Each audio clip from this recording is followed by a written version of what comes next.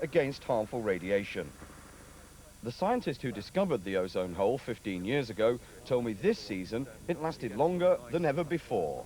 Usually we expect to see what's called a spring warming happen in October, November time. This time the final warming has not happened until late in December, so that's pretty unusual. Images from satellites show the ozone hole started to form late in August. By September, the hole, the purple zone, was well established, and during October and November it persisted. It usually then disappears by December, but this year it lingered until the end of the month. The consequences for scientists at Halley are potentially severe. The ozone hole lets in high levels of ultraviolet radiation from the sun that can cause burns and skin cancer. As the sun comes up after the dark period, it does come up fairly slowly. So you have a couple of months where you can get out and about in beautiful kind of pastel sunset colours and without your sunglasses on and without any suntan cream. But come midsummer, for the 3 months over midsummer, it's definitely a case of sunglasses on every time you walk outside.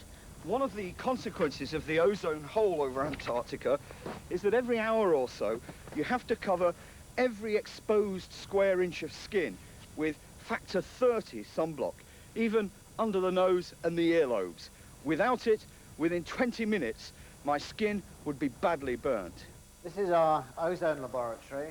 John Shanklin discovered the ozone hole using this instrument, and they still use it for monitoring ozone levels. Their research has now led to a new fear, that ozone destruction could be repeated at the North Pole on the same scale, and an ozone hole could develop there too. Within 20 or 30 years, there's some predictions that we might actually have an ozone hole in the Arctic as big as the current Antarctic one. And that will obviously have quite an effect on people living in the northern temperate latitudes. Those are the latitudes that cover Britain, Europe and North America, which could all suffer from ozone loss. The risks of burns and skin cancer in the Antarctic would apply in Europe too. The dangers wouldn't be as severe. At Halley, the snow reflects ultraviolet radiation back onto the skin. But people in Britain would have to take much more care, even in the spring, to avoid the hazards of the sun. Lawrence McGinty, ITN in Antarctica. The Scottish sprint star Doug Walker has been identified as